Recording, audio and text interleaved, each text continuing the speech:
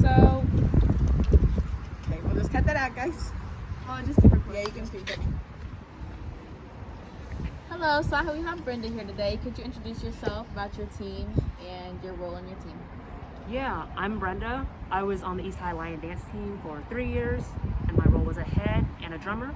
And then I was also on the GDPT youth group Lion Dance team for 2 years as a head. How did you get into lion dance?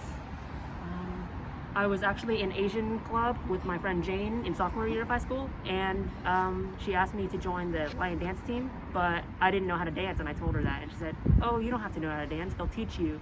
And then she said, "It's fun," and I heard the word fun, and I was like, okay, I'll join, and then that's what got me hooked. So speaking of learning, what ways did you learn how to lion dance? The ways I learned how to lion dance, I mainly watched videos, and I learned from more experienced members. We were all a new team, but some of us were in the team before, so we knew a little bit of things. We just taught each other stuff, but mainly it was the videos to learn drumming and actual lion dance moves. What are some good qualities in a good lion dancer? I would say good qualities in a lion dancer would be to be your own self-advocate, because the community, especially in the United States, it's not a big community to lion dance. So the best thing to do would be to advocate for yourself, and if you want to learn something, go for it. Get your partner to do it as well, but that's the most important thing. If you want to learn something, just go for it.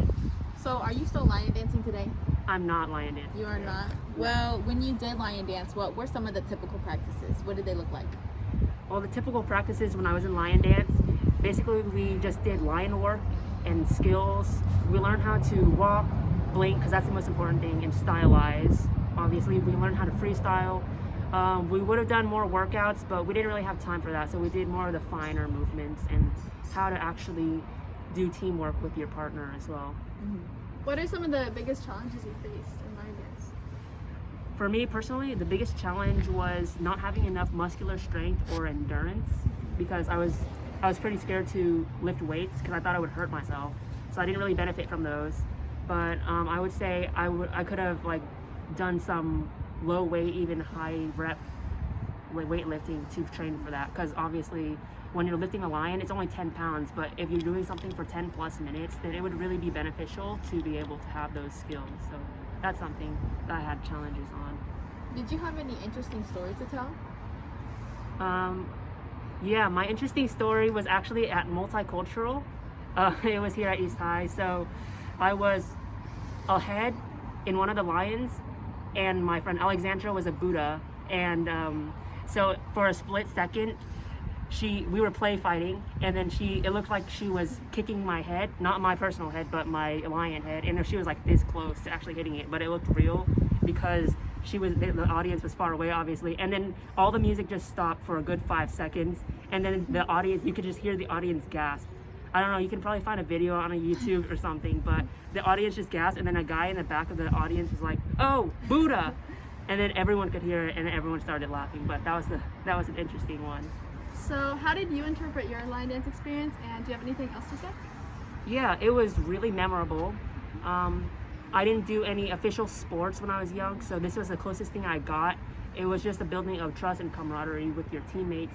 It's like an away game, but it's not a game, it's more like performances, and you're just out there with your family, your lion dance family, trying to make people happy, spreading good luck and fortune, and then no one's ever sad when they see a lion, but they're always happy, and that's the best part of the lion dance for me. It's being so memorable and spreading positivity and joy with your family. So Yes, and thank you for sharing that with us. We have one more question for you. So do you have any great advice for a new coming lion dancer or an old lion dancer? some advice, like I said before, being your own self-advocate. If you want to learn something, you should just go for it. Like I said, the community's not too big, so it's kind of hard to ask a lot of people, but the people who are there, they're willing to help you, because we could always grow the lion dance community. Just practicing patience with each other and yourself, because I'm not gonna lie, a lion dance is super hard. So just being patient, that's the most important thing with yourself and others. And can you say your name one more time? Yes, I'm Brenda. Thank you. Thank you you for being so here much. today. Thank you for having me.